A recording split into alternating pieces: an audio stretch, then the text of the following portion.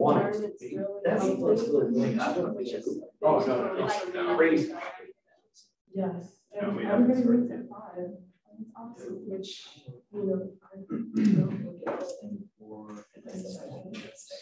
All right, I guess we'll go ahead and get started.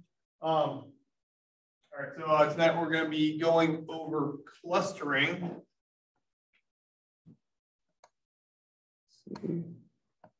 So, yeah. All right, so what is the purpose of clustering? So clustering is unsupervised learning. What is supervised learning? In machine learning, what is supervised? You shout out. There's a label.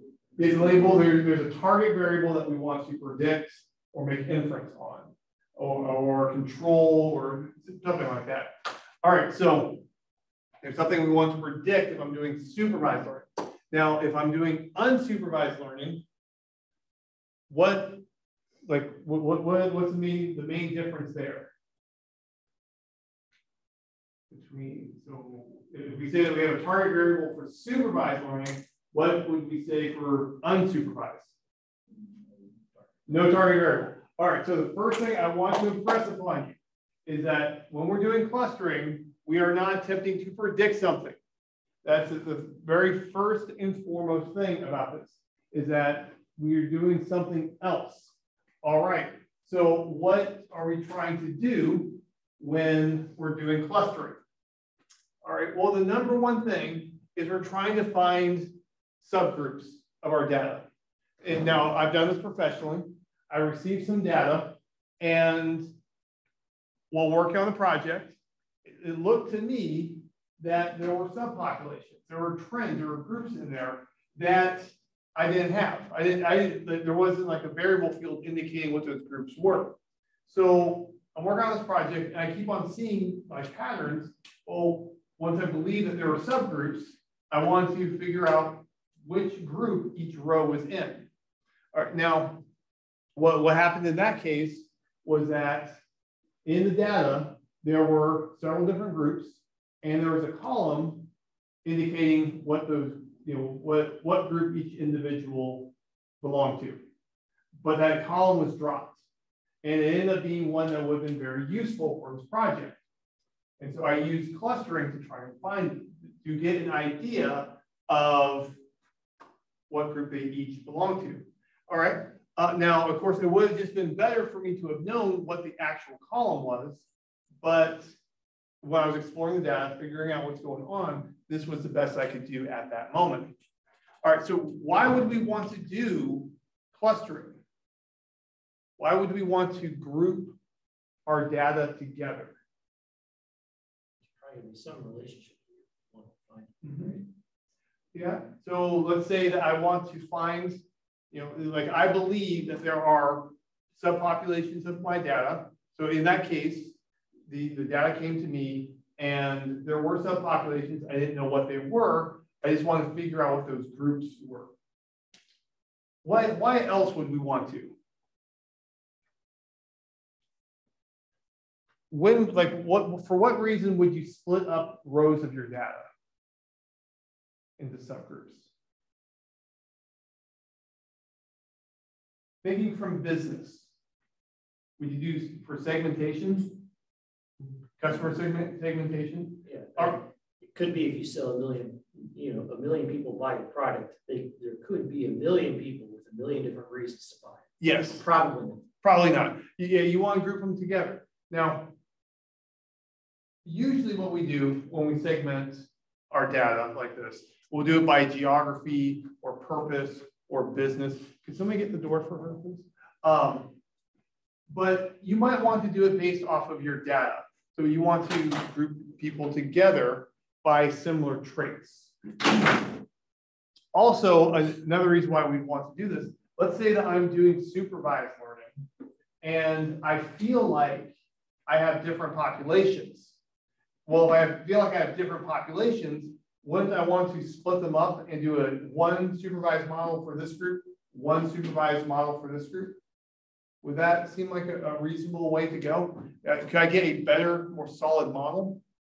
Now, in data science and business and industry, usually there's some known feature for splitting up that way, but sometimes we don't know things about the population until it's too late. Yeah. All right, so here I want to talk about the cluster package. There are I'll say three major types of clustering algorithms. There are partition clustering algorithms, there's hierarchical clustering, and then there's model-based are the three major ones. Partition clustering goes through and groups records together, rows of data together, and that's it. It forms a partition for us. Now, hierarchical clustering, what it does is it builds a taxonomy of the data. And then to do the clustering, we slice that taxonomy. And when I say taxonomy, think of biology class. You know, that tree indicating which species are similar to each other. What you do for clustering there, you take the tree, you cut it at a certain level.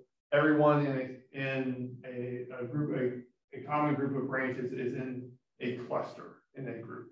And then model-based clustering is where we use some theoretical beliefs to better group our data, to get better grouping going on when we have that. All right, so what I'm going to be, I like to use this data set right here, the decathlon data set. This is from the cluster package. And what this does, this gives us a collection of decathletes and how they performed on each of these events.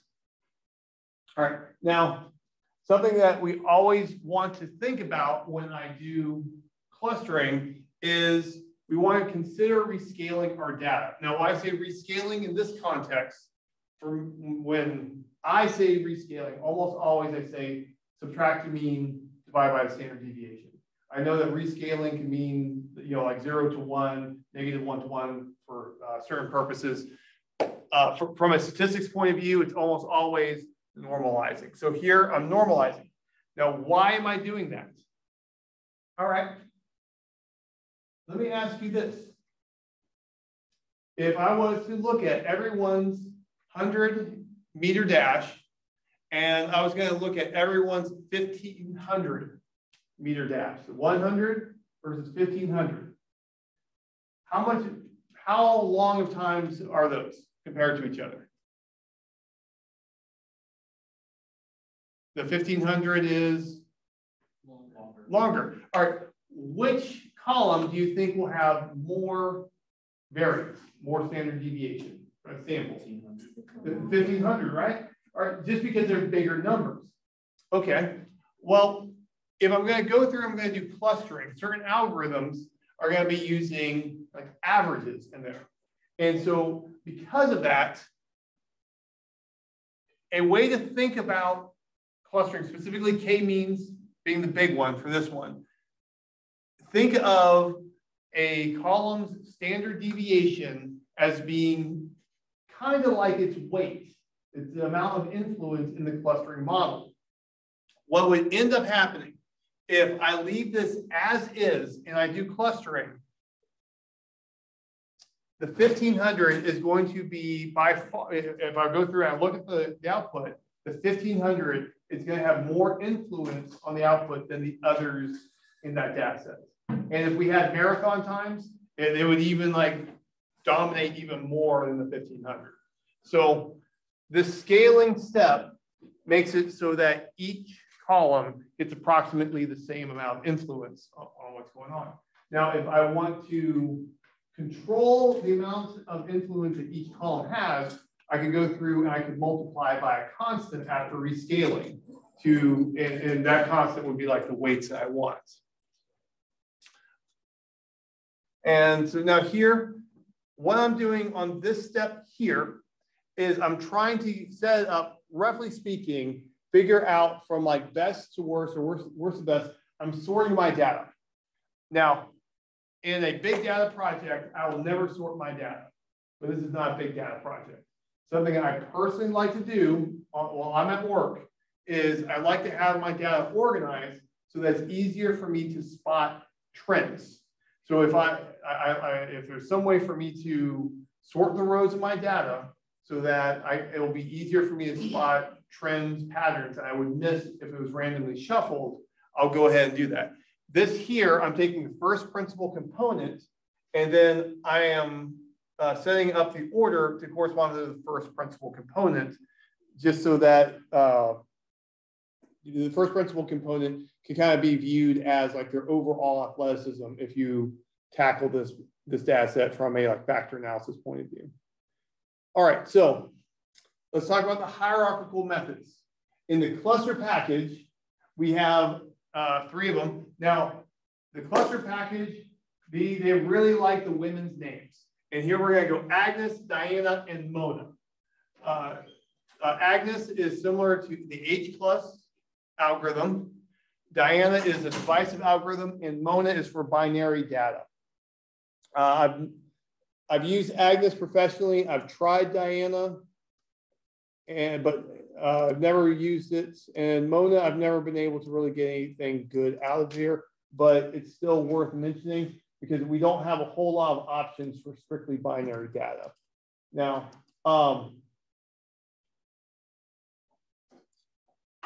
when we talk about hierarchical clustering, there are 2 different ways that it's actually built up.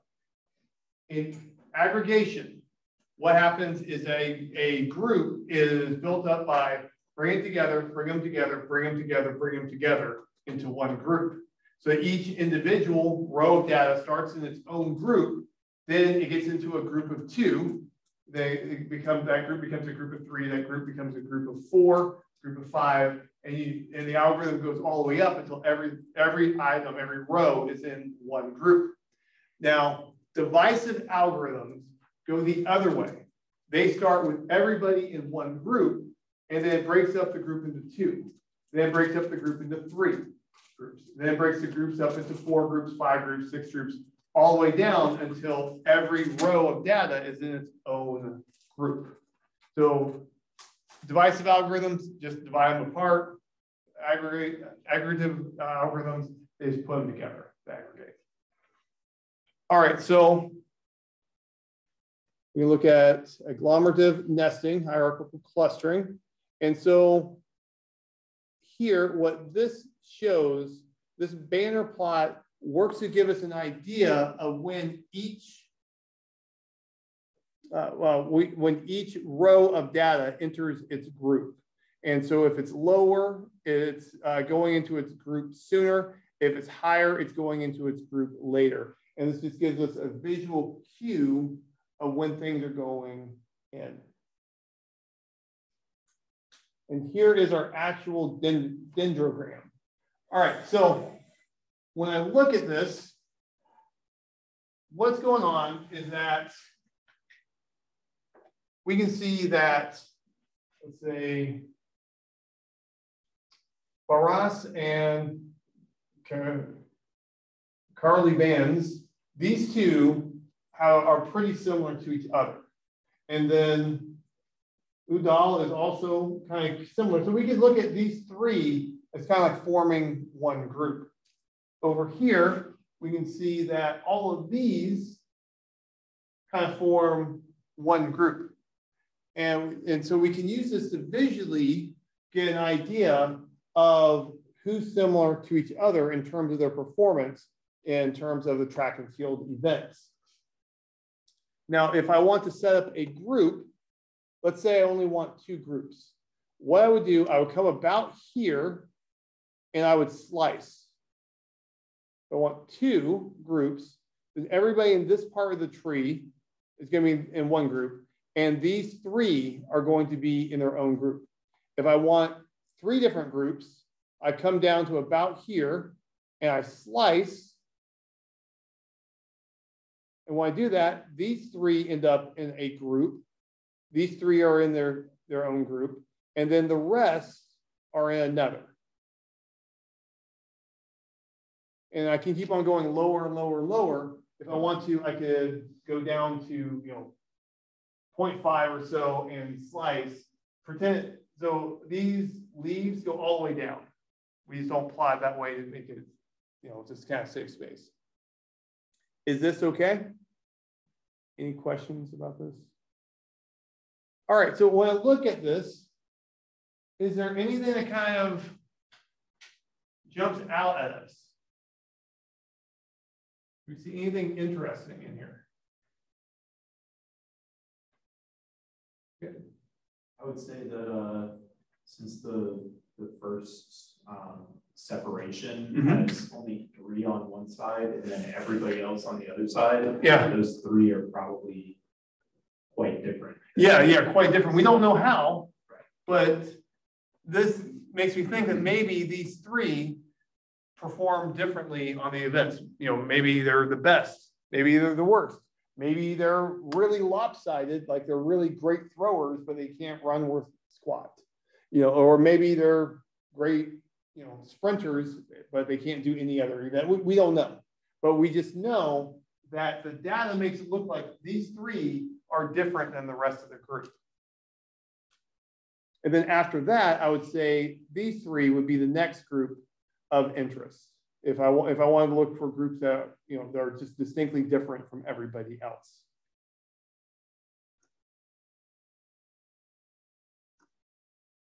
Now, in the R function, in R, something that we need to be able to do is we need to be able to bounce from package to package. So R's greatest strength is its open source aspect, and its greatest weakness is its open source aspect. In that I can take a package, I can do something great, and over here, there's a similar package that does something great, but there's times I can't bridge over very easily. Fortunately, this as.hclust gives us the opportunity to convert over to the base R format of it. And once I can get into base R, then I have all the power that base R gives me. And so here, this is, you know, the benchmark standard way within R to structure the item. Now, when you're doing your data science work, one of the most important things that's going to come up is make sure you know what the heck you're working with. Now, when I say that, I mean, is it a data frame? Is it a matrix? Is it a vector? Is it a list? Is it an hclust object? What is its class? How is it stored? Because how it's stored is how it's going to be handled by R. And so a lot of times when you're working on your homework, you're going to be working on something and you're going to try to pass something to a function and it's not going to work. And you're going to scream and be frustrated and it's not working because the object class is not what the function wants it to be. And so always be mindful of what type of object class you're working with. For me personally, professionally, when I write my code, my naming convention for every object is its object class, then a descriptive name for me personally. So for example, if I have a data matrix, I'll put a capital M and then maybe capital M, and then I'll put document number. That's something I was working on today at work. If I had a data frame, I could put DF underscore document number. If I had a list, I could do list underscore document number. If it was vectors, I just put a V at the beginning. And you'll notice that this is how I work with this. This will save you a lot of time and effort when you have to go back to your code 6 months later.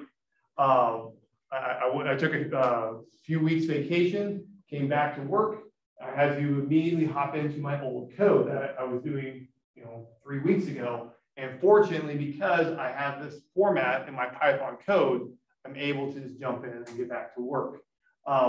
Most of the time when your code isn't working for you, it's probably because you're trying to pass the wrong type of object into a function or work within some way that doesn't work. And that's true for R and Python. It's equally frustrating and equally big of a problem. All right, so here we can hit the print function just to take a look at what we've got. So this just indicates the height of objects when they are being merged into their group initially. And here are the available components. So this is for plotting order. This is how high up it is. what is it merging to? Dissimilarity within its group. This is a method of creating the cluster, the order of the labels, so to get the text onto the plot, and the original data. So this way, we can just take a look at what's going on. And we can convert it over to a dendrogram. There are some packages in R that like this, that give us more flexibility in how to plot. Specifically, like some of the scientific communities, like specific visualizations for the dendrograms, and converting over in this manner is the first step to engaging those. Now, the QTree function, all right, so read this as cut tree. This is misspelled cut tree. All right, what I want to do, I want to take that tree, I want to cut it, and I want to get 4 groups when I'm done. What this will do is this will go through, and if I say 4, so like this height is 2, this height is 3, and 4 is somewhere around here. Visually, it's hard to check, but what it will do, it'll figure out the height to do the slice and give me the groups. And now here, what this is saying is that row 1 and row 2 are in group 1, rows 3, 4, and 5 are in group 2. And this is in group 1, and then we eventually get to group 3 and group 4. Now the order of this corresponds to the order of the rows in the data. Any questions?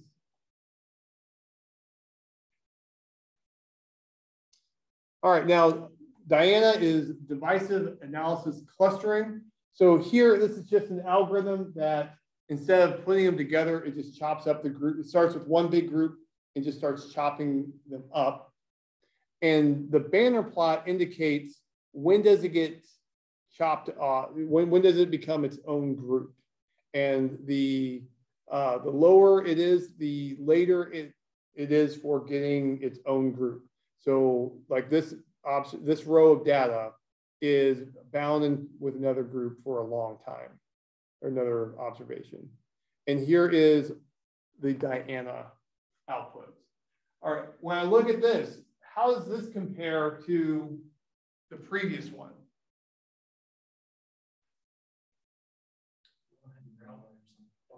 All right, so we don't have those outliers, right?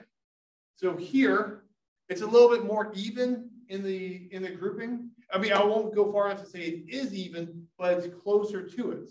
All right, so the other one, if I was looking for unusual observations, was probably a better choice, right? So one of the uses of clustering is to try and find outliers or anomalies, unusual observations. Because if I run clustering and I see a cluster of 1 by itself, it's probably different than everybody else, right? So that's a good use of that, of clustering. Here, this is a more even distribution among the clusters. And so here, if I wanted to do something like segmentation, where let's say you get group 1 for work, this is your load, your clients, then you get group 2, you get group 3, and you get group 4. This is a more even load of clientele. And so what would end up happening if I was to use this for segmentation among, like my, the people I supervise for the workload, I would be setting it up so that each of them kind of specialize with a group of clients. And so they can be better attuned to the needs of each client since they work with similar ones over and over and over.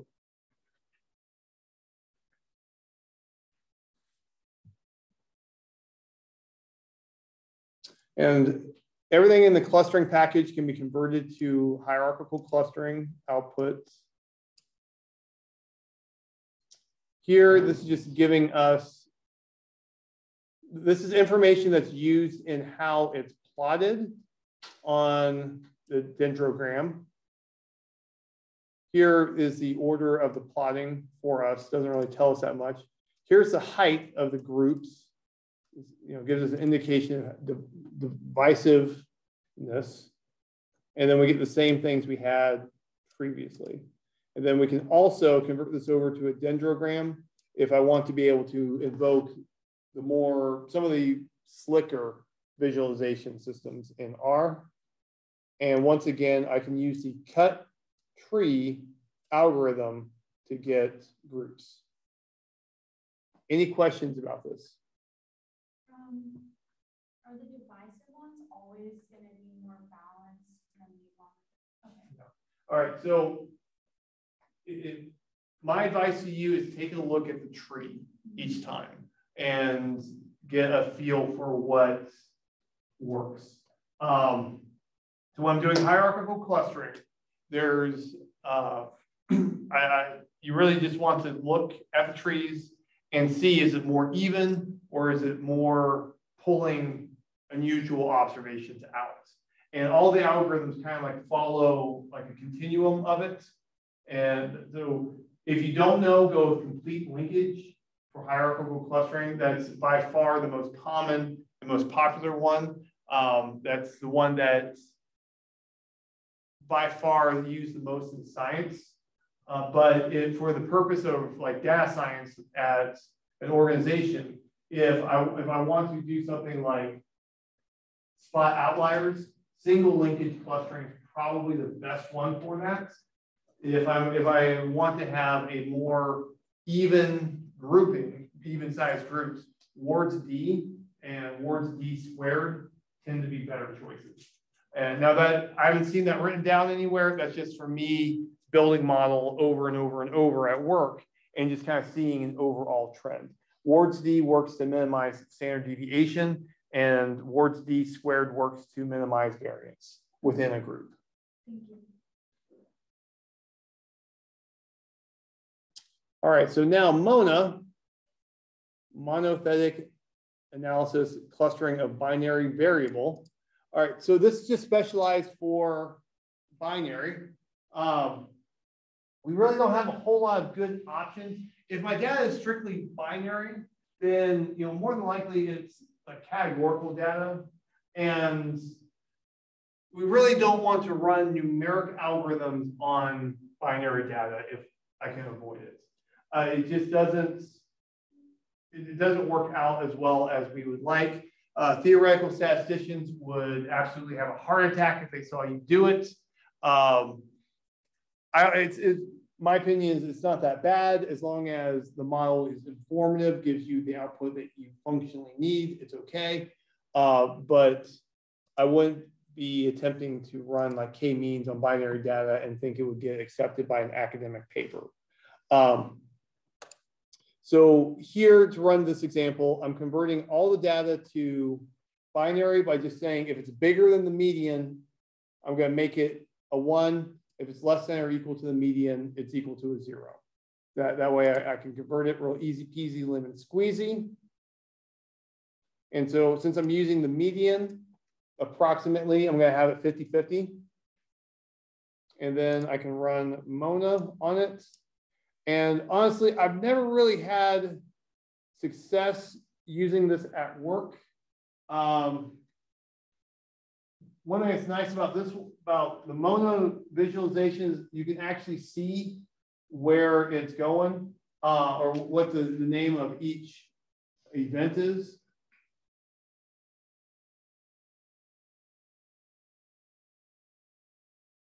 All right, so now that was the hierarchical clustering within R's cluster package. Now let's talk about partitioning algorithms. All right, so partitioning algorithms, what these do is these take the data and I specify how many groups I want and it gives me that number of groups. So these tend to be faster. These tend to be the better algorithms if I need to worry about like computation time in a big data project, specifically k-means. K-means is fast. If I have big data, that's the one I would probably want to use.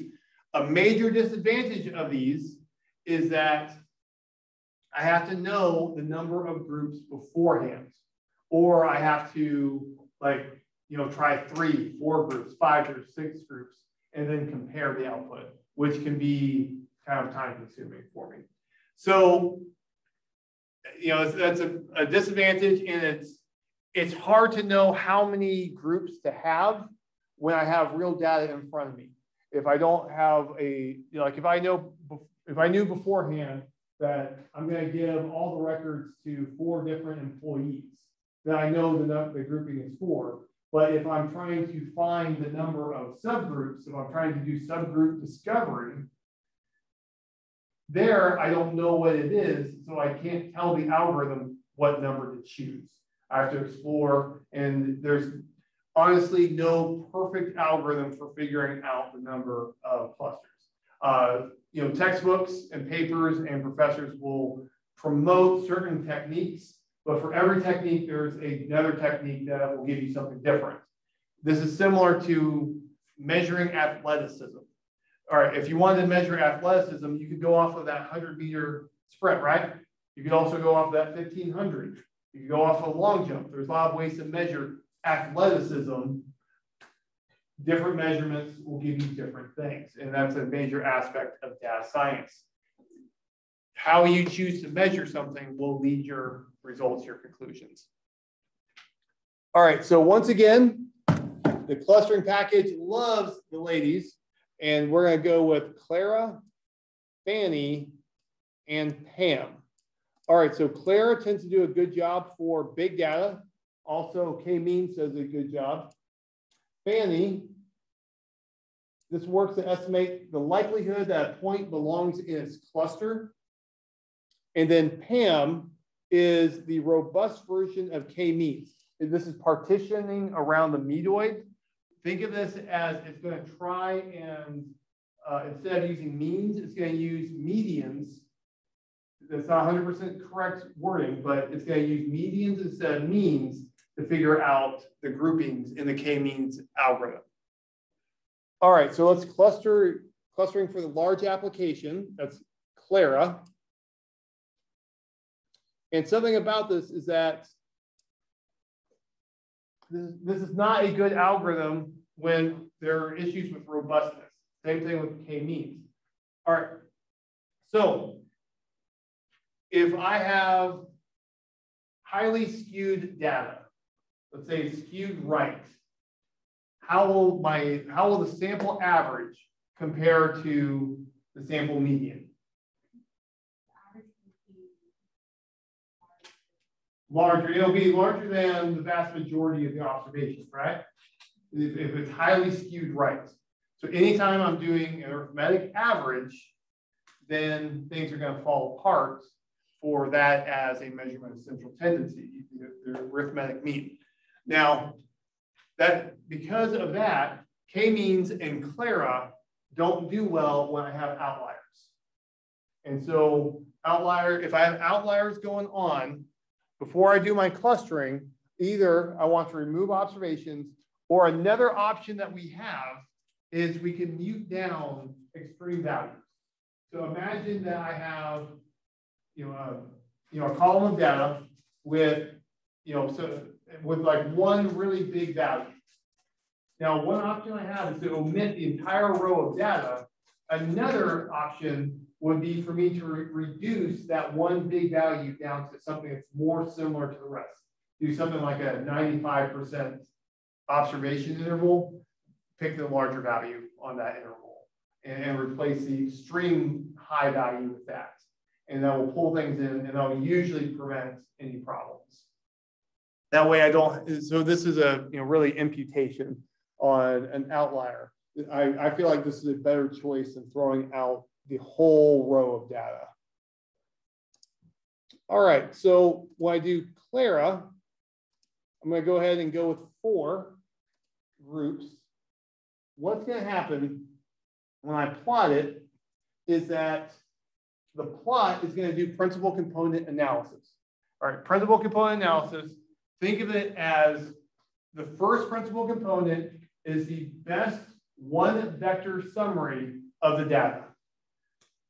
The first and second principal component is the best 2 vector summary of the data. The first 3 principal components is the best 3 vector summary of the data. So you can think of the first principal component as going through and trying to approximate my entire data set with a vector of data. All right, if you think about it, that's actually a tall order. Well, this is the best 1 vector summary. This is the best 2nd vector summary after I get this one. And so what this is doing, what this visualization is attempting to do is I'm going to plot my data, and then I'm going to try and see, does it look like I have reasonable groups? Yes or no.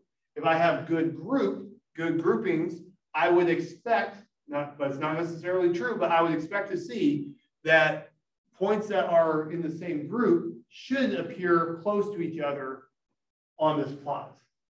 All right, so let's take a look. Let's look at the plus signs.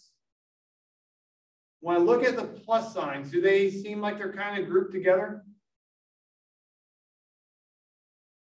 Well, something that is to also consider is that the decathlon has how many variables? 10. I've taken 10-dimensional data and I've reduced it down to 2. I mean, imagine if I had 3-dimensional data, I've got points out here, and I flattened it down to a piece of paper. You know, like, take everything, just squish it between 2 bulldozers. I'm going to lose the position this way. And so we kind of have to use our imaginations and kind of, when different groups look close to each other, we have to assume that that's because of the dimension loss. All right, so let's look at the plus signs. Do they seem like they're close together? I think there's like 3 groups that are close together. Yeah, yeah. All right, and let's look at the circles. They're like more clumped, but like in the middle, and like the outside kind of like frames the perimeter of the group. Yeah, yeah. What about the multiplication symbol and the triangles? Yeah, that's a hot mess. All right, so personally, I would not go with this for work. I look at this and there's too much overlap. I would consider different algorithm, different number of clusters off of this. Something, a little bit of overlap is okay. I can probably do better.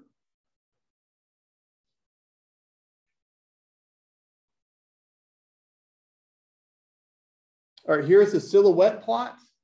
All right, so what we want to see is each of these bars basically gives us an indication of, does this point belong to its group? The farther to the right I see that bar, the more confident I believe that that point is in the right group. If I see something going far to the left, that is an indication that that point might be in the wrong group. Okay? And this is called a silhouette plot. Now, when you go through this, you will always have a little bit of something, a little sum sticking out to the left. So it doesn't matter if you have real data, at least. With real data, it's not cooked. You run an algorithm and something's going to stick out to the left. That's going to be in the case where it's kind of like on the borderline, that it's in that gray region that it could have gone to this group or that group. The algorithm just put it in this one over here. So there's got to be a point in there that looks like it could have gone to another one if you're using real data. So don't freak out that you see something going to the left. But here, for me personally, this is too many bars going too far for me. So I look at this plot, I go, hey, I would not choose this clustering result professionally.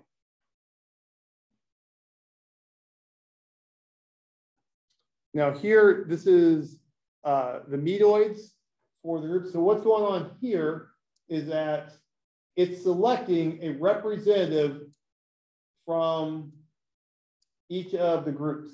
So why this is nice is that we have a representative of each group, and it's an actual data point. So if I'm doing something like k-means takes the average and returns that centroid. It returns the center, but that center is not actually part of the data. What's nice about this is that if I want a representative that is an actual part of my data, boom, I've got it for each of them. And remember that I rescaled the data. Subtract the mean, divide by standard deviation. That's why Javelin can be negative. You know, that's somebody who did a really bad job. You know, it went backwards. You know.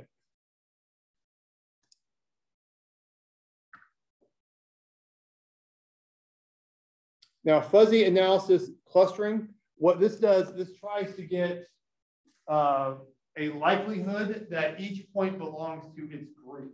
So it works out the likelihood of it belonging to this group and to all of the others, and then assigns the point to the group that's the highest likelihood.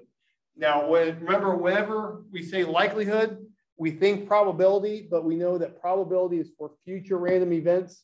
Likelihood is for events that may or may not have occurred yet. So an example of that, if I flip a coin, before I flip a coin, the probability of heads or tails is 50-50.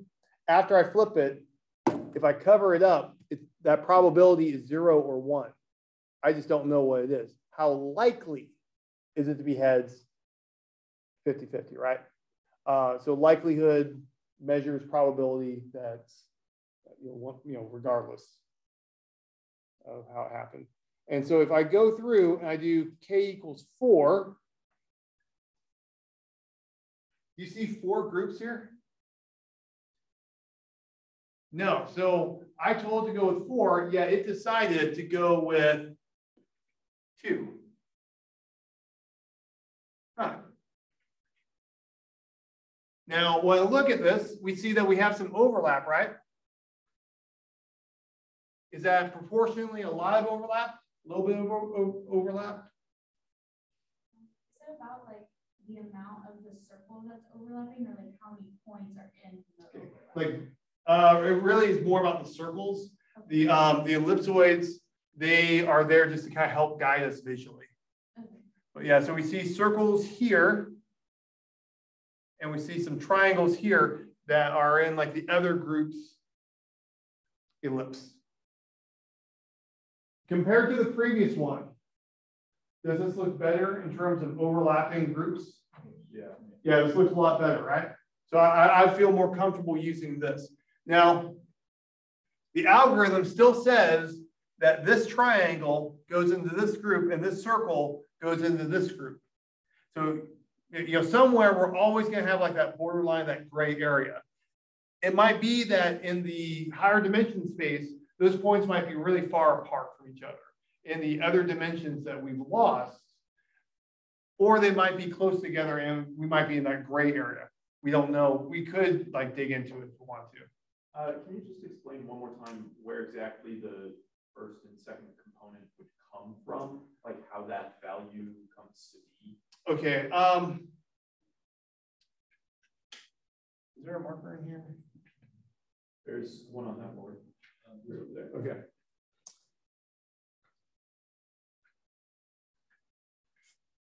All right, so you know what the 2 norm is, right? Or the 2 norm on a matrix? Okay, so here, if I take, so let M is our data matrix. And so this is also this is a numeric. So everything we've talked about tonight is strictly with numeric data. So we have a numeric data matrix, and then you know what the 2 norm of a vector is? I've never heard that term. Okay. All right. So let's say that the 2 norm of a vector is equal to the square root of first entry squared plus second entry squared, third entry squared, and like that. Okay. All right. So let's go ahead and let's just say that this is a length 1 vector. M V.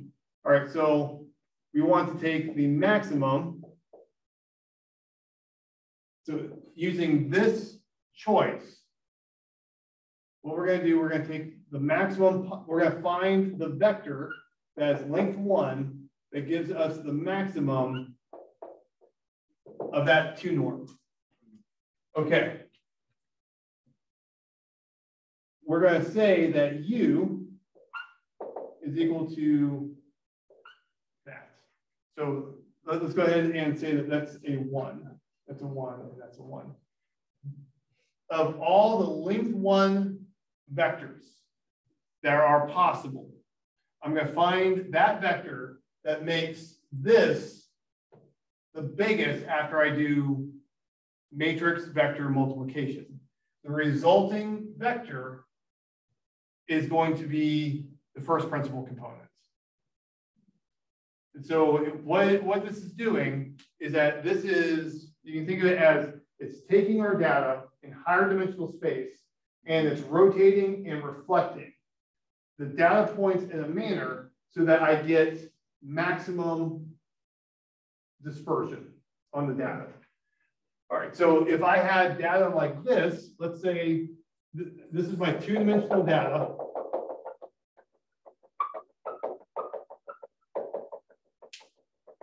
That 2 dimensions, it's going to take this and then it's going to make it look like this.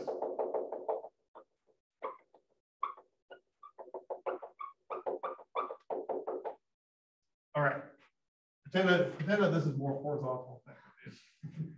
All right, what it's going to do, it's going to take this like that, and it's going to say that this point goes to there on the number line. And we're like, say that this is 0.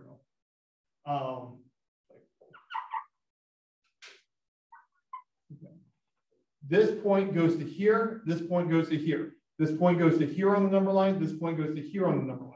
This point goes to here on the number line, this point goes to here on the number line. And it keeps on doing this over and over and over. And that is the first principal component. Now, the second principal component, what it's going to do, is going to do the same thing, but it's going to do it in a perpendicular direction.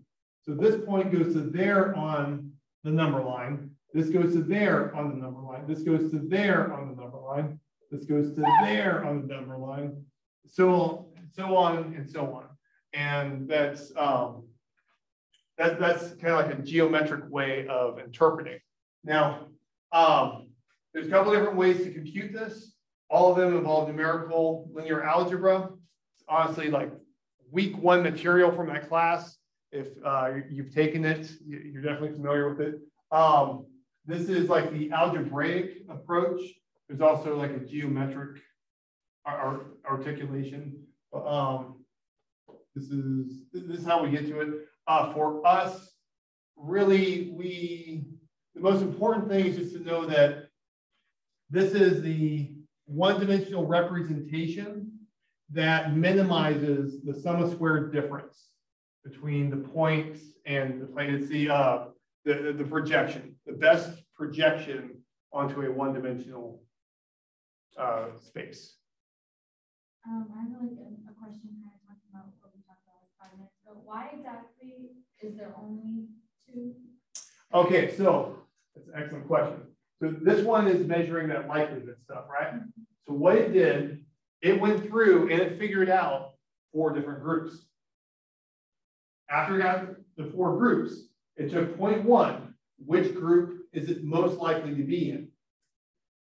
Point 2, which point is it most likely to be in? Point 3, and so on. After it was all done, it concluded that none were in groups 3 or 4, or 1 in 3 or something. You know, like 2 of the groups were empty after it went down the list looking at the individual points. Where is it most likely to belong? Okay, so like do you still want to do more than 2 groups, like when you're creating this? Like, is that beneficial? Or that would depend on my projects. Okay. So here, I feel better about that clustering, but if I needed 4 groups for sure, this isn't a good result. So you always have to consider, you know, like what is the purpose of my project? You know, at times I will run with a lesser, weaker algorithm that's better for my project than what I potentially could be, because my ultimate goal is to deliver to solve a problem for somebody.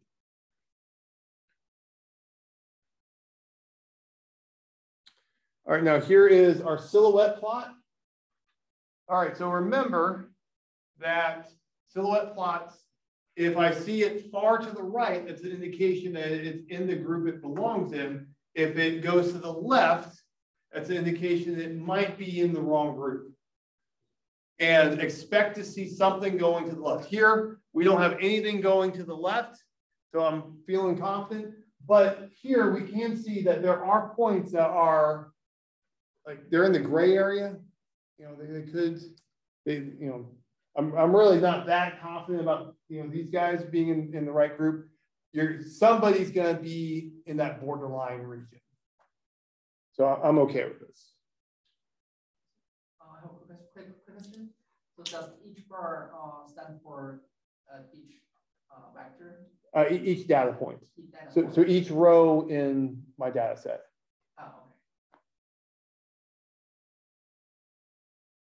okay. And here is the you know, the output from looking at it, and you know, so we can go in and just, you know, work through this. These are rounded off clearly. Here we get the actual groupings. Also, when I'm doing partitioning clustering, if you're unsure of how many groups to go with, go low. Remember, we want a simpler model is better than a more complex model if they're equally performing. Fewer clusters is simpler. So if you don't know, go low. All right, now partitioning around the meteoroids. This is PAM. All right, this is think of this as using medians instead of arithmetic means. And for the centers, k-means, what it does, it takes the average of each of the fields for the group. What this does instead, this finds a representative for the group. And so this is something that's very nice about it, that it goes through, and for each group, I have a data point in my data that represents my actual data sets. My experience with this, I have used this professionally, but it can take a while to run.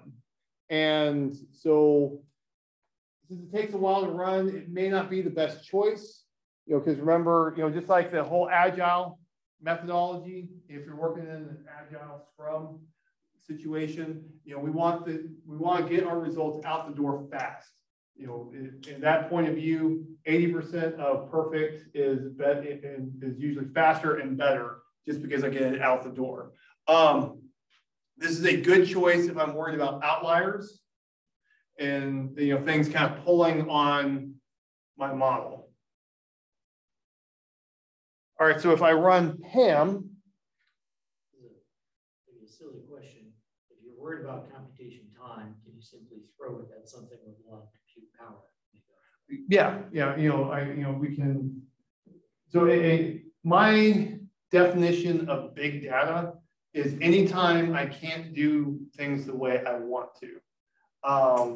So, you know, if I'm working at Google, big data is going to be huge, a lot of data, because I have more computational resources.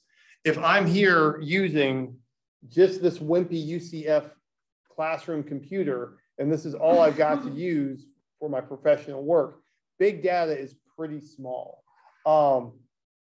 So, you know, I always want to, you know, when you start saying big data or anything like that, it's really more of like, do I have the time and resources to do what I want? That's a huge thing to think about, especially since when you're doing a real project, you're probably going to write some code and then you get client feedback from the client. You have to go back into your project, modify something, rerun all your code. You do this several times, especially if it's a big project. Computation time becomes an issue when you have to run it over and over and over. All right, so here is my output for PAM. All right, so if I have good clustering, I'll see distinct groups. I'll see things what I would expect to see.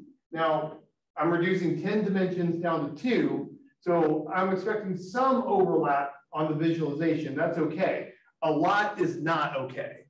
How do we feel about this? Not good. Yeah. So here,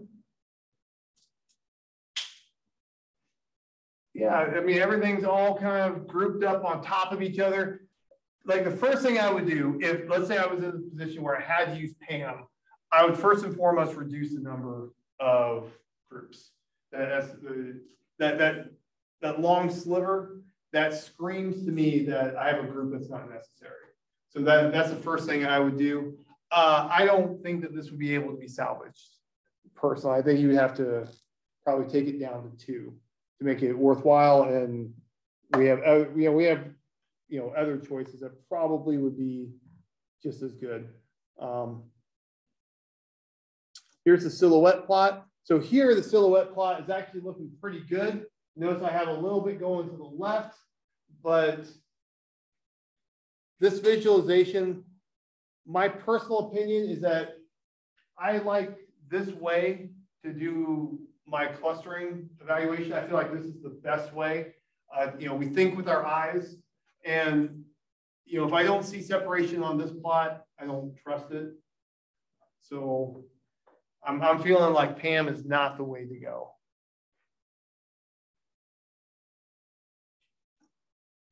Here is PAM, and now these values are I believe these are the ranked values, or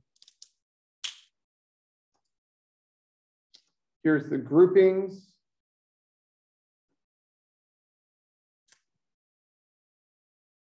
All right, so the next thing to talk about is Gower's distance. All right, so Gower's distance is a way to compute the distance between 2 observations regardless of the data type. Okay, so remember, if I'm talking about the distance between 2 points, in almost every situation, I have to talk about numeric data. Well, sometimes I have a mix, most of the time we're gonna have categorical, numeric, ordinal, data. And Gower's distance gives us a way of calculating a distance between 2 observations. Now, it's better to call it a metric instead of a distance, but that's kind of nuancing it on us. So this is popular just because this is the gold standard for having mixed data to be able to compute the distance between things. If I'm going to be doing hierarchical clustering, if I'm going to be using the H+ function in base R, I need to make 2 choices. I need a way of computing distance between points, and then I need a way of grouping points in the tree. 2 choices. So there are different ways of doing distance. So with numeric data, I can have Euclidean distance. I can have the infinite norm distance. I can have a taxi cab metric. I can have any P norm I wanted, and there's others that I can also use. Any distance metric that I can come up with between 2 observations gives me a distance for my data. Then after that, I have to choose a way to group the points after I have distances between them. This Gower's distance This gives us a way of getting distances between mixed data types. And so here, all the data is interval data, so it's just saying I. But this would work for a mixture of categorical, ordinal, interval, and ratio data. And so this is a good way to go to compute this for us. All right, now the ellipsoid hole, what this does is that this makes if I make the assumption that my data is multivariate normal, then there's going to be a corresponding ellipsoid for my data. How many of us have taken a look at bivariate normal? Bivariate normal, anybody? It's okay if it's a little bit. Multivariate? Usually we skip bivariate. We go univariate, then higher dimensions. All right, anytime I have multivariate normal probability distribution, there's going to be corresponding higher dimensional ellipses, ellipsoids, corresponding to like the region. So you know how we have like confidence intervals? Well, in higher dimensions, it becomes confidence ellipses, ellipsoids. And so here, we're trying to compute the corresponding thing in higher dimensions off of that. And this function will do it for us. The ellipsoid hole in the cluster package computes what's going on for us. And this just gives us, the information of the shape about it. Here's the centers. All these numbers are pretty small because I centered and scaled the data beforehand. If I didn't do that, all of these would be the average of each of the variables. And then if I want to, so this gives me the covariance between columns of data. And if I have the center and the covariance, I automatically have a multivariate normal distribution. Mathematically, it's a one-to-one relationship. So here I can connect between the two. If you take my linear models class, the theory of regression, we go over this deep. We go over this upside down, inside out, reverse. And then this gives us the volume of the ellipsoid gives us an idea of how big the distribution is. Do you interpret this like a confidence interval? Like how do you read this like out loud if you're saying this to somebody else? Yeah, so what I could do off of the data, I could get this. And so under the bivariate normal assumption, I could say that I would expect to see 95% of my data would be in this region if it's a bivariate normal. But I could also make it bigger. So this would be the 99% region. I could also get down to like the 50% region, something like that. So it's just kind of like an area rather than like a linear string of numbers. Yeah. So since if I'm just dealing with one dimension, then my ellipse is really just an interval. Okay. That makes sense. Thank you. Any other questions?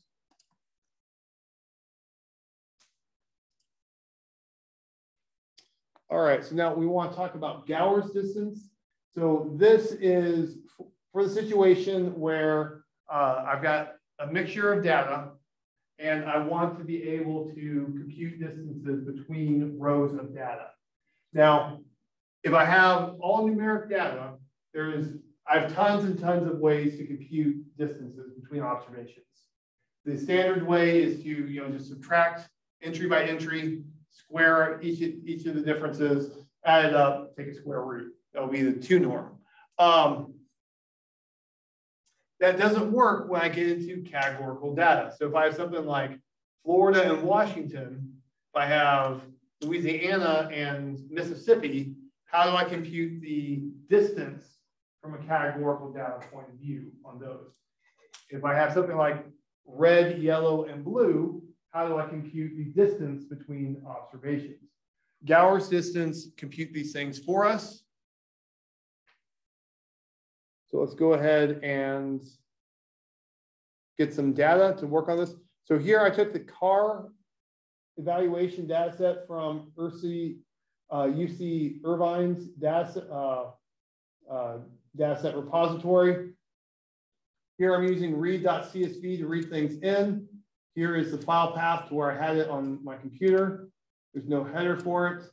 I'm reading everything in as a character, and here are the column names. I'm doing this because the headers were not present. Now, read.csv is the base R way of reading in a CSV. It is slower than other options, but it's usually for coding, it's the easiest for the human to type in. If I'm in a big data situation, I probably would be using read.r package, or I would use data.table, the fread function. So this is not the fastest way to go about it, but this is the easiest for me to type out. Now, something that I do professionally is that I load all my data as character data when I first start digging in. Why do I do that? Imagine the situation. How many of us have lost leading zeros when working with Excel? How many of us have had to like professionally work with? What happens if you open a CSV, you have leading zeros, you save it, and then you open it up later? What happens to leading zeros? They're just gone. Yeah. So if you had a social security number of 0, 1, 2, 3, 4, 5, 6, 7, 8. If that was a social security number in your data sets, and it's a CSV, Excel is going to treat it as a number and get rid of that 0 for you. All right.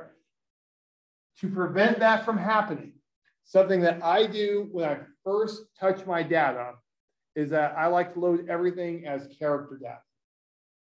Now, also, something about R. R likes to work with things like factors. So think about low, medium, and high. All right. If I had that type of data and I load it in with R right off the bat, and I leave everything on default settings, R is going to look at this as categorical data and is going to load it as factors, and it's going to put it in alphabetical order. What is alphabetical order for these three? High, low, medium. Is that the order that the data should be in naturally? All right, so factors. What R does with factors is under the hood, it's going to store the numbers 1, 2, 3. And then off to the side, it's going to create a crosswalk that, like 1 is low, 2 is medium, 3 is high. And so this is very efficient when I have big data. Back in the day when memory was expensive, this made a lot of sense. That's, this is how old R is. It's actually extraordinary that it's still like such a major player in data science. So back in the day, it was set up to be efficient with storing things. That by default, it would read these in as factors. Well, we usually want to have control over the order of things. And so to prevent problems, I load everything as character right off the bat. And if I need it as a numeric, I convert it. If I want it as a factor, I convert it. And that way I know I'm loading my data the way I want it to be loaded. That's just my preference. If you're loading from a SQL database, a lot of times you won't have control over that. But if you're loading from a file, you will. All right, so here I'm taking my data and I'm putting it into a coherent order. So here under the hood, low is 1. Every time that the column has a low, under the hood, you don't see it. R stores just a 1. And then it stores a 2 for medium, 3 for high, and 4 for very high. And this is, computationally more efficient than storing the original letters. If I want to control the order of plots, the order that things are sorted in, I have to have the factor set up this way. Otherwise, R is going to want alphabetical order. And so then for maintenance, doing the same thing. For number of doors, 2, 3, 4, 5 or more. And I'm just going through this manually. And this is typical of what I do at work, by the way, is that I write my code to do this after I've taken a look and seen what it is I have to work with. And here I'm just trying to organize my data just so that it'll be a little bit easier for me to spot trends as I work through. This comes up more when I'm doing like linear regression models.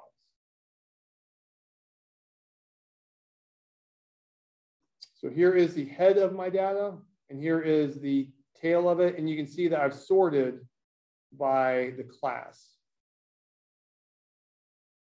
Now, to be able to compute the distances, so what I want to do, I want to see, do I have, like I want to compute the distance between these two observations. I want to compute the distance between these two, these two, these two, these two. I want to compute the distance between these two, and so on. I want to go through and compute the distance between all the observations. So normally, how would you compute the distance between medium and high? How would you compute the distance between high and very high, or medium and very high, right? Now if we wanted to, we could force it into 1, 2, 3, 4, right? But Gower's distance is a better way. It's more consistent. And to invoke that, I just need to go ahead and use the daisy function, set it to Gower, and it'll execute. Now, you'll notice that for this, I'm only using the first 6 columns. Why would I only want the first 6 columns? What is different about that 6th column? Yeah, that's definitely. What's the class column? The class column. The class column is like a target variable. Right. All right, so when, in most situations, if I'm doing clustering, if I'm doing unsupervised learning, I don't include a target variable. So, because that's kind of like echo chamber effect, right? So if I knew that part of my project was I would have to build a model to say, is this a good, very good, or a poor car to buy, then I would not want to include that on this phase of the project. So you are using a clustering method to solve supervised problem? No. In this case, this is just, I'm trying to see, are there subgroups of these cars? Okay. So if so that way I would have insight into, like, if maybe there's 3 distinct groups, I want to treat them differently. So that way it would be, I'd be in a better position for basically for inference usually. Okay. Clustering is trying to get into similar groups in some way, shape, or form. It could also be for like outlier detection. So let's say like an outlier could be like a really good car to buy or a really bad car to buy. So if I find an outlier, like I could definitely hop on that deal real quick or get away from that as quick as I can. All right, so now here, what I'm going to do is I'm going to do hierarchical clustering after I get my distance. So remember, when I do hierarchical clustering, I have 2 choices.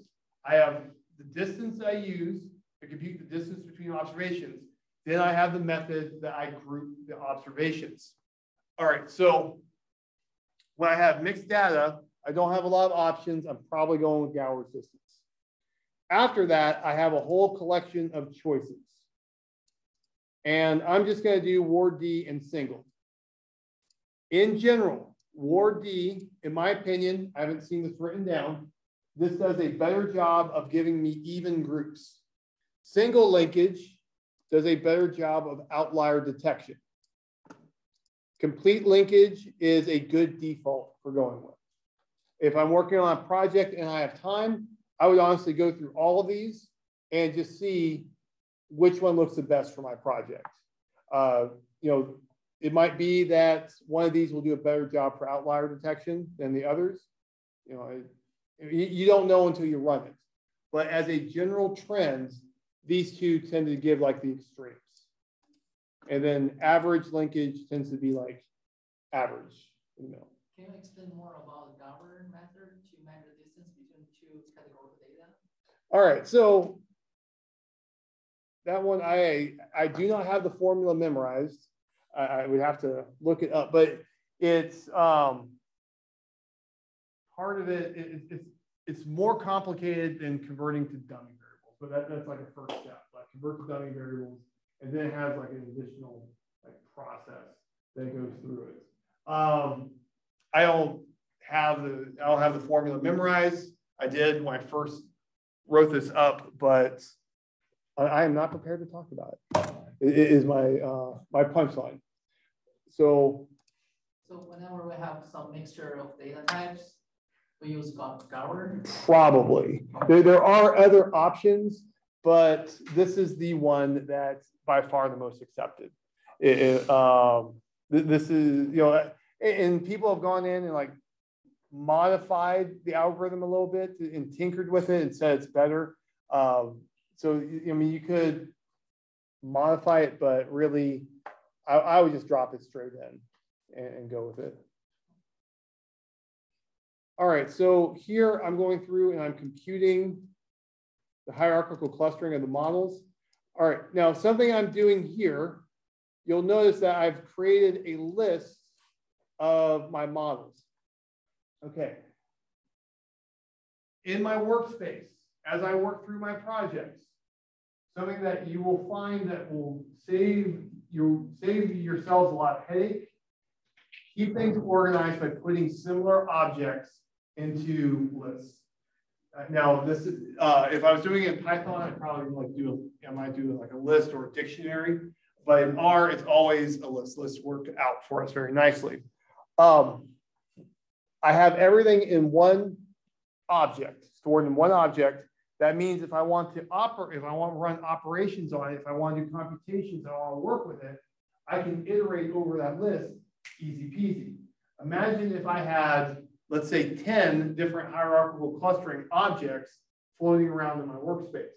Then for me to be able to do computations on each of those objects, I have to type out my code for each of those objects. You know, it's copy, paste, run, copy, paste, run, copy, paste, run. I can do it. Which way is going to be easier to read 6 months down the road? Which one's actually going to be faster to type out? Keeping everything, keep similar objects into a list will make your life easier down the road. All right, so now let's go ahead and take a look. So here's Ward's D. Now you'll notice that we have so many observations. At a certain point, we can't even tell what's going on. We can't, you know, we can't really see what's up. But if I go a little bit up on the tree, do these look like relatively similar size? Like about where would I cut? If my goal was to have equal size groups, how many groups would I want to have?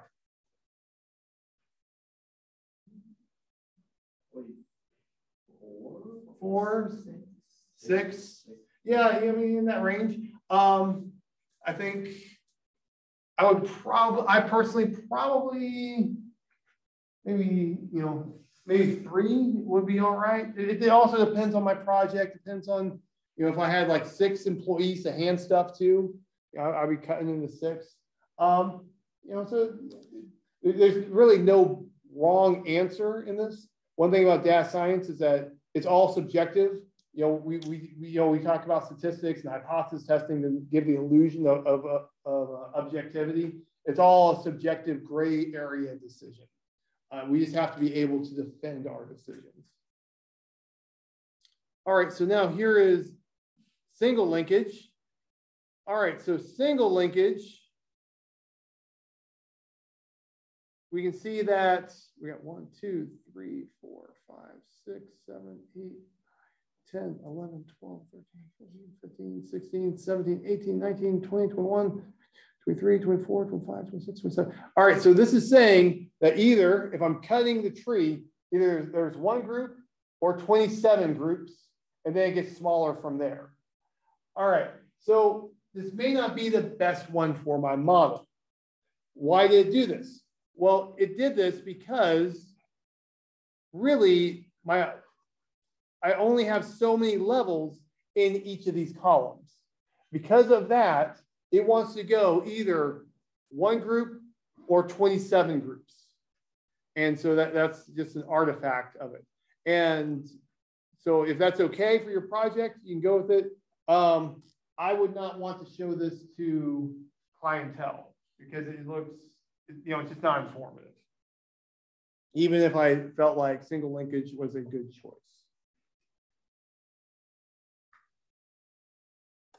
And we can set it up so that we'll go through and do the cutting for us, just like before.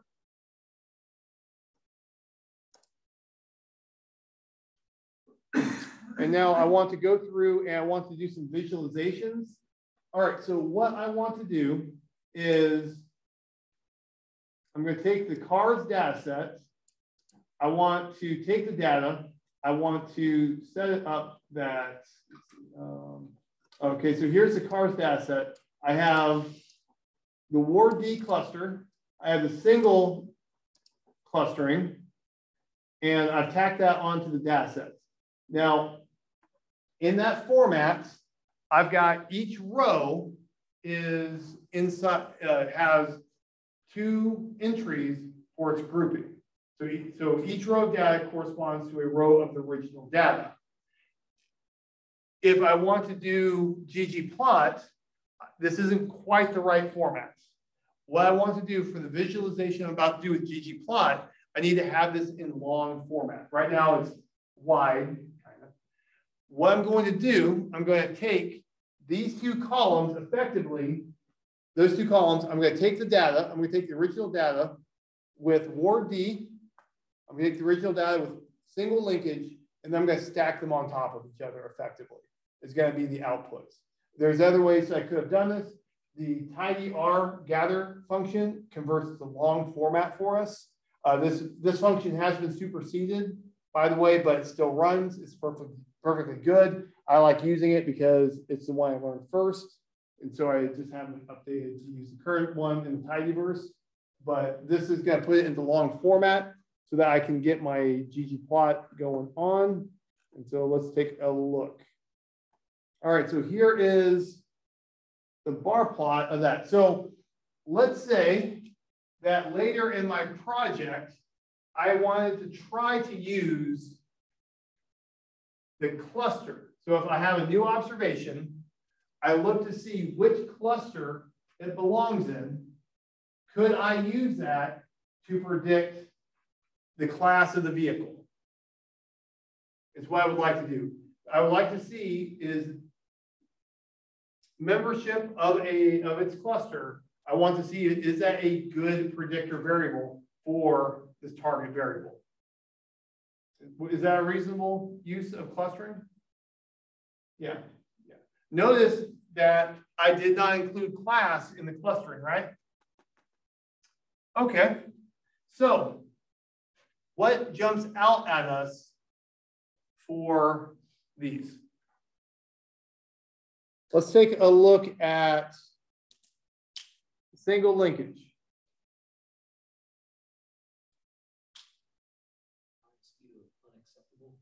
All right, so In that first cluster. yeah, so this has a good number of unacceptable, then a lot of unacceptable, and then we've got a bit of a mixture.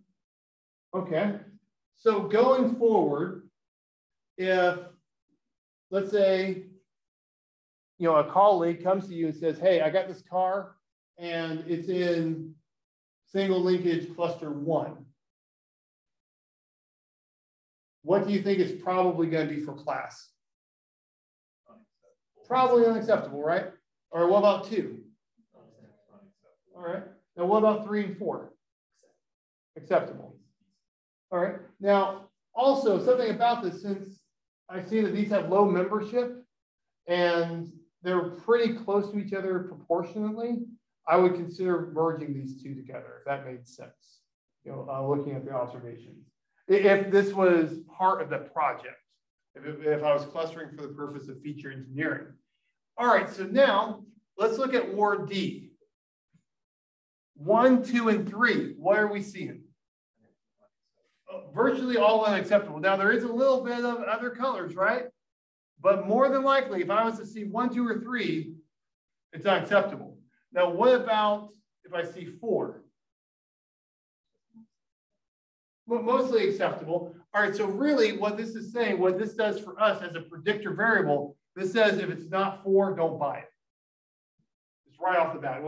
Now, if you know, we were able to magically just walk up to a car and see that it's in group, you know, 1, 2, or 3, you just immediately know I'm just gonna just keep on walking. So, you know, so there's informative value in this as a predictor variable. Now, one thing to keep in mind about this is that this grouping was not tuned to class. It did not consider class. It's just something that I'm doing just to kind of show that it can be useful, but it's not tuned to this. This is not an algorithm method. I would want to use the grouping as a predictor variable in another algorithm that actually does tune to the target variable. That's very important. That's where a lot of people mess up on clustering.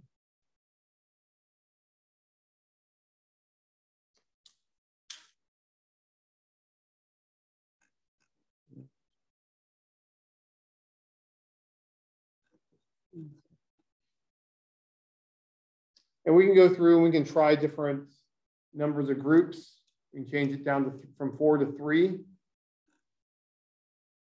And so now, you know, things are looking a little bit more even. Well, so here, when I change it down to 3, we can see that now, if it's not 3, don't buy it.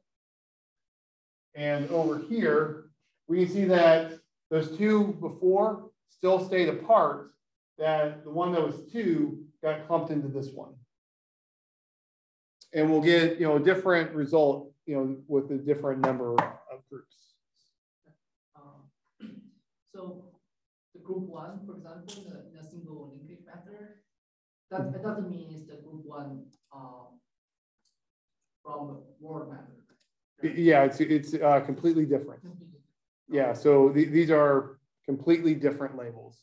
It's just saying under this method, this is group 1, 2, and 3. Under this method, this is groups 1, 2, and 3. Yeah. Yeah.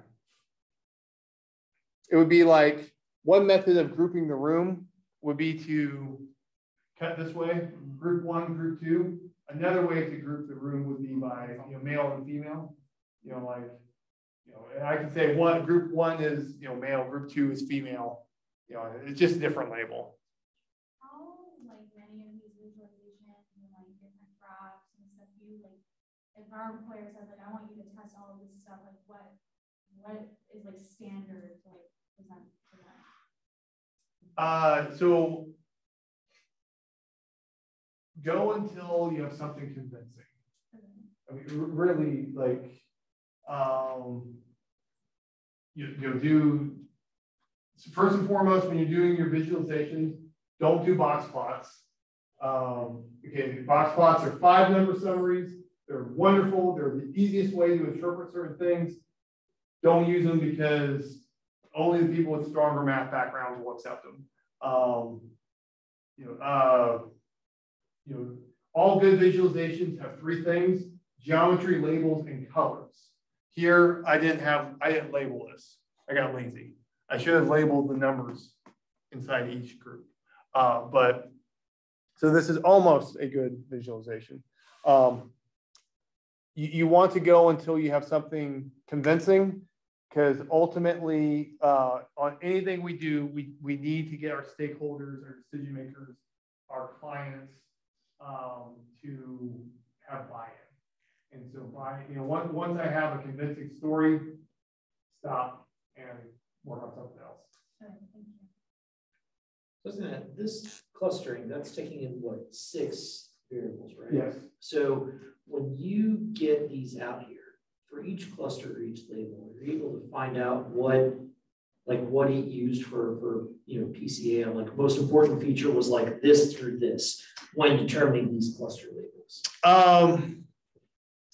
So for that, for this one, it's categorical data. So how I would approach that is I would start doing like tables, like group 1, start making like, summary tables of each of the categories. And just start digging in with that is how I would approach that, to see what would work out on that. You could also do the same if a really good way would be to either do like bar plots on averages for each group, so if it was numeric, or do box plots for numeric.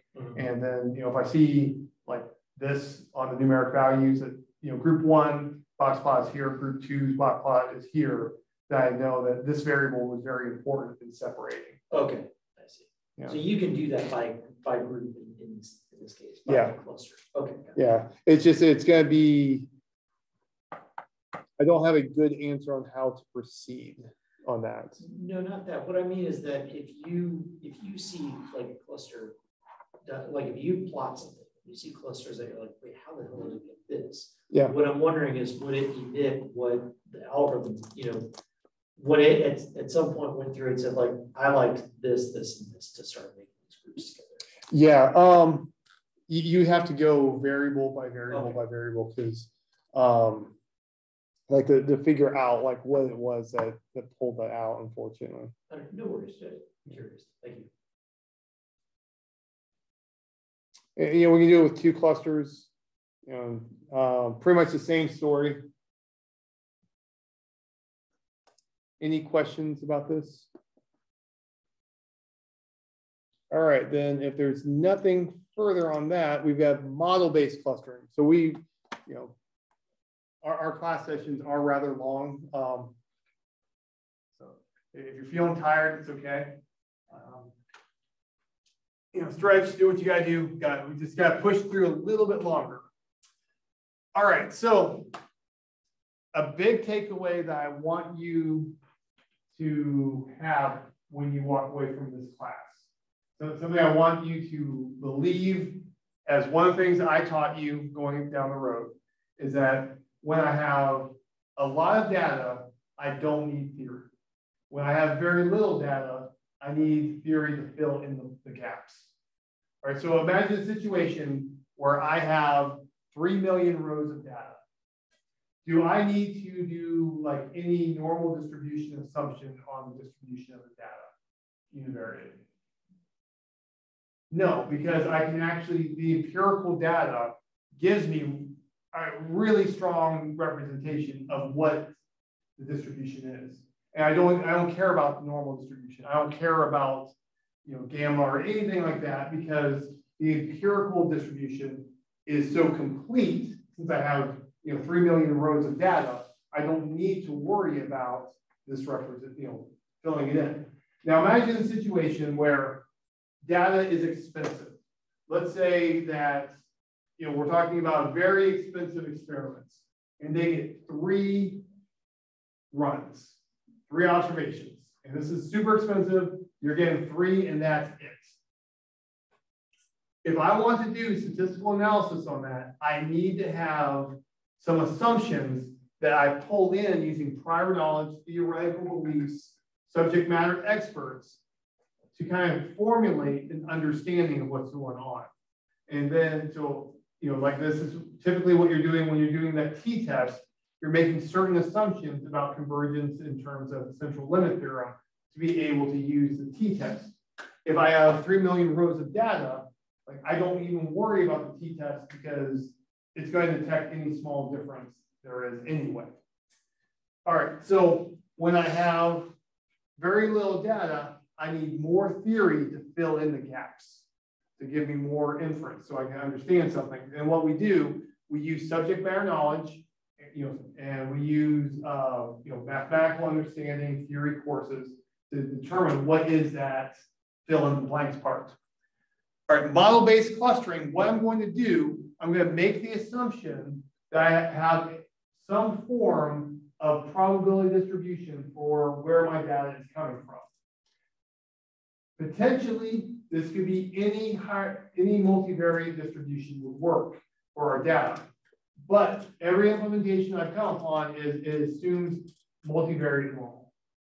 Now, what we're going to do is we're going to say, I have multivariate normal subgroups, and I'm going to go through and I'm going to say certain things about those multivariate normal subgroups to make an inference on what those probability distributions are. And so so I have a data frame of data. I believe that there are subgroups. Each subgroup is a different normal distribution. I want to know what are those subgroups. I want to know what is each normal distribution. And so once I have that, then I can start making inferences. All right, so potentially speaking, I could use any type of distribution, but every implementation I've come across has been normal. So the more data I have, the fewer assumptions I need to make. And so that's going to come up later as I work through this, that one thing that I can do is I can assume that all of the different subgroups have same or different properties of their normally distributed population. One thing that is nice about this is that we can incorporate prior knowledge of our data. And if you're into Bayesian statistics, we can pull in a conjugate prior to give us an even stronger inference. And something that is nice also is that this will go ahead and estimate the number of clusters. So remember, when we do the partition clustering, I have to establish what is the number of clusters beforehand, before I run the algorithm. Here, I don't specify that, it figures it out for me. All right, so we're going to use the Geyser data set from the mass package. And to just get an idea, excuse me, idea of what's going on, I'm going to go ahead and plot this data. All right, so how many of us have looked at contour plots of like two variable normal? Have any of us looked at it in the past? Once or twice. What should the shape look like if I had multivariate normal? What was the shape I said earlier when we have multivariate normal? We have ellipse, right? We have ellipses. Okay, so if I'm expecting to see this, I only have two variables on this. This geyser data, I have waiting time and duration of this particular geyser. All right, so if I have normally distributed subgroups, I would expect to see ellipses. Do these contours look like ellipses? Yeah, right off the bat, looking at it, do I feel like there might be normally distributed subgroups? How many subgroups would I expect just looking at this? Three right off the bat, that seems pretty reasonable. Are we okay with looking at contour plots? Remember them from Calc 3? How many of us have used a contour map, like on the ground, navigating, like in the Army or Marines or anything like that? Yeah. Oh, all right. So, so here, what's going on is that we're saying that we have a higher, concentration here for it's estimating the density of the points. It's higher up, so this looks like a hill. If I was looking at a map, here it's a saddle between two hills, and there's another saddle between the hills. when you're talking about this, when the rings get closer together, that's a sharper increase in grade. Yes, yeah. Yeah, so if the lines are close, Yeah. that means that it's a very steep increase in the probability distribution estimates. I think of it in terms of like looking at a map, that it would be steeper to go up the hill. So like right here, that's a steep increase. All right, so visually, you know what? I'm feeling like 3 is a good estimate just for starting out, right? So let's go ahead and let's run the mclust function. So this does model-based clustering. This is from the mass package. And I'm just going to set it to default settings with 3 groups right off the bat. Let's just see what happens. All right. I'll talk about this in a moment. So this is EEI. This is the default setting. It's going to go through and try to figure out what are the 3 groups. All right, this is saying that we see, I have to look.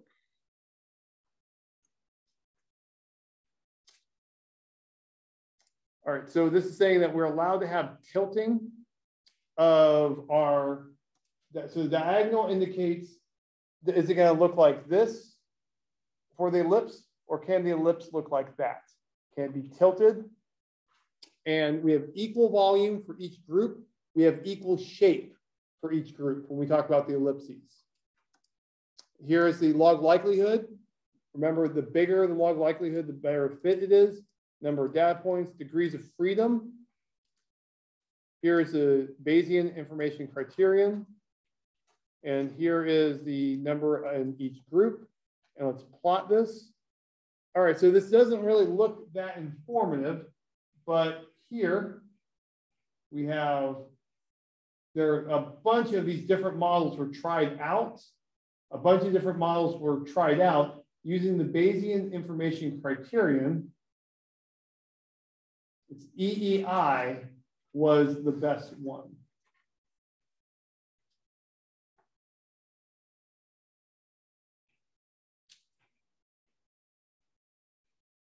And then we can plot this. All right, if I'm looking at this for clustering, do I feel comfortable with this grouping? Yeah. All right, so when I look at these ellipses, how do they compare to each other? Yeah, they're all the same size. They're the same shape. So in terms of length, so imagine I could walk up, I could stretch it, right? Or I could stretch it like this into a circle or make it longer. That's an option. You notice that they're all the same volume. So it's not just proportionately, they're all the same. They're all the same volume. Also, you'll see that the major and the minor axes are parallel to each other. And so this is a very restricted version. So this is saying that that we got 3 things going on of equal or parallel axes. We have the same size and we have the same proportions on the axes. So when I say shape, it's the ratio of the major and minor axes. All right, so now here I can go through, I can do an uncertainty plot. And so if it's bigger, that shows me where is that boundary? Where am I unsure which group it actually belongs in? Does that seem reasonable? And now here, if I want to, I can get a density plot. Does that look similar to the data density plot? Yeah, I mean, it's looking pretty good. I think this is reasonable to work with. Now, that is going through, and that's just dropping it into like the baseline way. That's default settings. What it's going to do is going to use Bayesian information criterion to pick the model. How Bayesian information criteria does, it takes the likelihood of the model, and then it hits it with a penalty. If I have a lot of parameters, then it gets hit with a bigger penalty. So one thing that could have happened is it could have gone with varying volume. then I would have had 3 different volumes instead of 1 to be computed. I could have had different shapes. So that would have been different ratios of the major and minor axes. That's additional parameters to have there. And then diagonal, it could have worked out that they weren't parallel to each other. So I could have had 1 ellipse like this, 1 ellipse like that. That would have been additional parameters to work out. So here are the different symbols telling us what they are.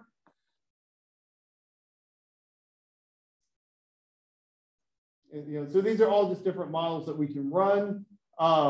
If you have prior knowledge that you believe that you have a particular situation, you can just tell it to do the ones that you want computed.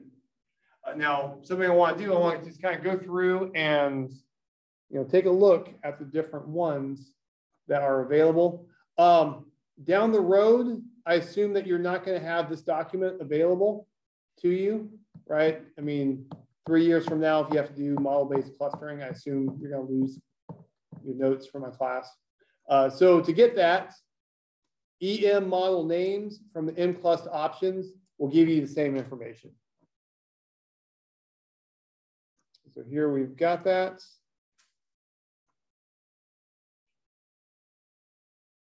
All right, now what I want to do next is I want to run through different models for us just so we can see how they compare. And just to get a feel for what happens.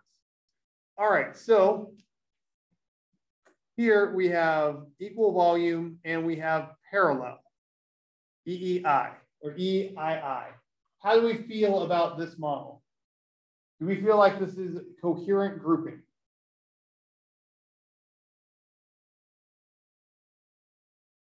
How many groups do I have?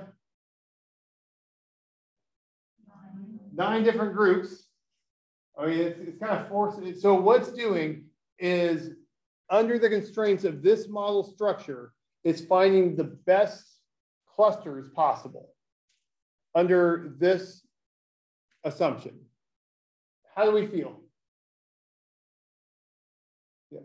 Well, it seems like it's pretty much only taking into account the x-axis. Yeah. It can be anywhere on the y-axis, and it still groups into the same spot. Yeah. Yeah. I'm kind of worthless, I think. Yeah, exactly. That's what I'm looking for. Yeah, it looks like crap. All right, let's do another one. Okay, so let's go spherical varying volume.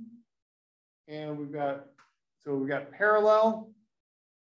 And we have varying volume. So here, this one's super huge, right? This one's tiny. Do we feel like this is good groupings? Like up here, the ellipse did a pretty good job of showing us where the points were, right? When I get to these, the ellipses are not doing the job. So like, I'm not feeling a lot of love on this. All right, now what about this one? EEI, well, this is the one that I picked. So, this one looks pretty good. But you notice that there's kind of a gap here, right? This looks more concentrated here. If this is more concentrated here, could that be that I actually have like another population there that has a smaller variance in the y direction? That's possible, right? We don't actually know. This is real data. And when we're doing statistics, we don't know what's up. If we knew what's up, we wouldn't be doing data science. So it's possible that this might be a group by itself, and this might be a group. We'll keep on exploring. Let's see what happens. All right, so now we have VEI. All right, what this is saying, there's actually 2 groups over here. Like this cluster here belongs to that group. More than likely. How do we feel about this? Yeah, I mean, not as bad as the other bad ones, but it's. All right, so now let's do this one. Diagonal equal volume, varying shape. All right, so we still have parallel axes, Now this is saying that this group is all one, but then these guys are another group over here. It looks like it's not really fitting that well, but how do we feel about that? The one for the circle, I would say, is better. The circle is one thing. Yeah, if we just kind of move the circle up. Okay, so here's a good rule of thumb when it comes to interpreting things visually. If you can move one point and change your mind, then you don't have something. Okay, so if I was to take this point here and I moved it there, would that make you feel better? Okay, I would feel better, but I mean, it's subjective. But if you took this point here, moved it down there, then I would feel better about that circle, right? I mean, for me personally. So,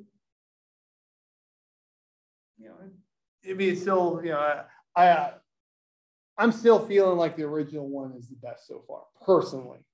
But, you know, it's, you know, maybe if you have strong belief that there were 4 in there, this might be a good choice. All right, here is VVI.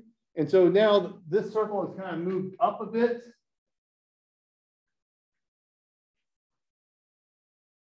And we're starting to see that I think this borderline is a little bit more, this gray area is more defined. What's going on with this green point here, even though it's close to the blues, it's saying that it's in that group. That's going to be largely because the spread of this normal distribution is smaller than this spread. Because, so, you know, the distribution of it, the spreading out of the data, the variance is going to have a big impact. You'll see some weird things where if I have a large variance here, a point may actually be more likely with a large variance distribution here, even though it's down here. And so, and that's just mathematically how it is. All right, so now we have ellipsoidal, equal volume, shape, and orientation. You know, pretty similar to what we've seen before. All right, now ellipsoidal, equal shape, and orientation. Now you'll notice that we have a little bit of tilt. It's tilted, but they're still parallel to each other.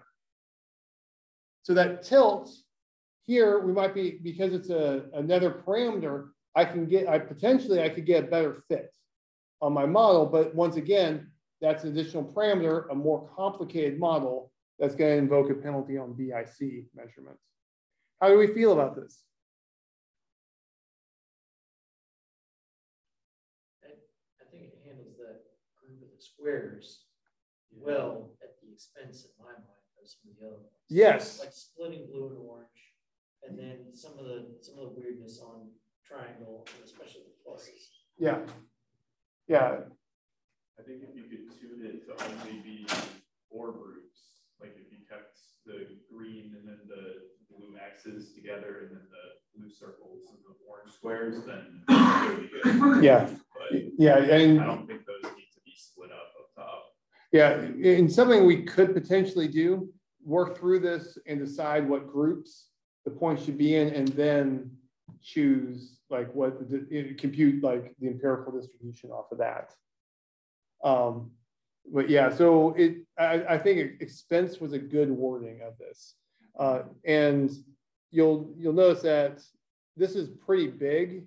When you start, if you have like small and big ellipses, remember that a point can it could be closer to another ellipse, but be grouped with the bigger one, the bigger variance one. So now here is Eve. I like that this is a pretty clean difference here.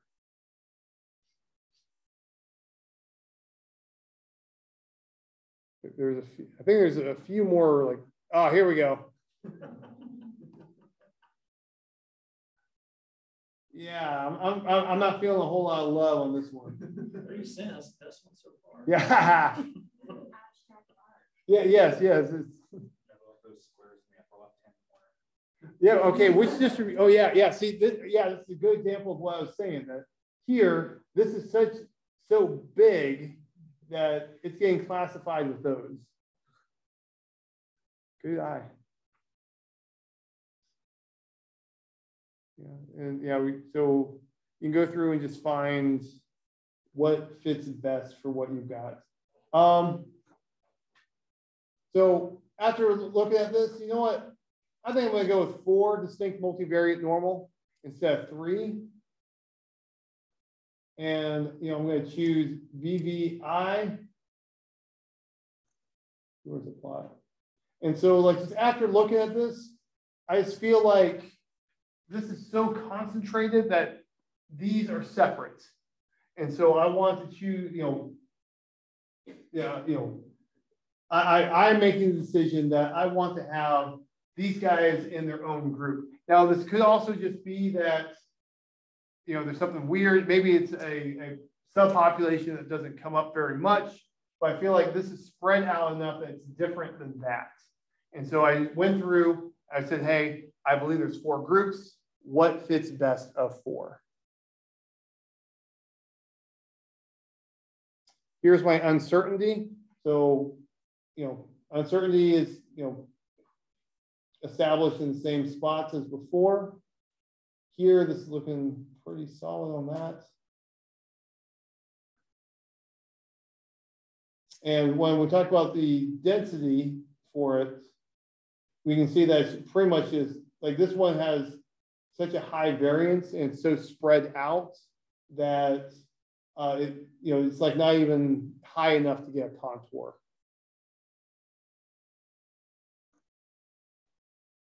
And if I want to do hierarchical clustering, I can do that off of this, which is the HC function. This is in the mass package. But it doesn't, it's not as nice as the other one. Any questions about this? Did you pick like the 4 groups in this last example because all of those other charts had a lot of 4s, or? That was part of it. Okay. What really jumped out to me as I was working through, just after looking at these over and over and over, I started to feel like these are really tight. And since these are really tight, I started just kind of feeling like I should have a tight ellipse here. If I have a tight ellipse here, then this is clearly not part of that. And that's what kind of led me to 4. But if you were to say, I believe it's 3, and I wouldn't argue with you. Yeah, okay, I see that. So we wouldn't have to run all of these to come to that conclusion, right? Like we would run 1 or 2 and kind of look at a pattern from there and make a decision. Yeah, once you have something convincing, you can run with it. You can run model after model after model, but if you once you got something solid, you just take it. Good enough is good enough. It's more important to get timely results out the door than to get like the absolute perfect outputs. Okay. Thank you. Other questions? All right, then I guess we will call it a night. We will get together next week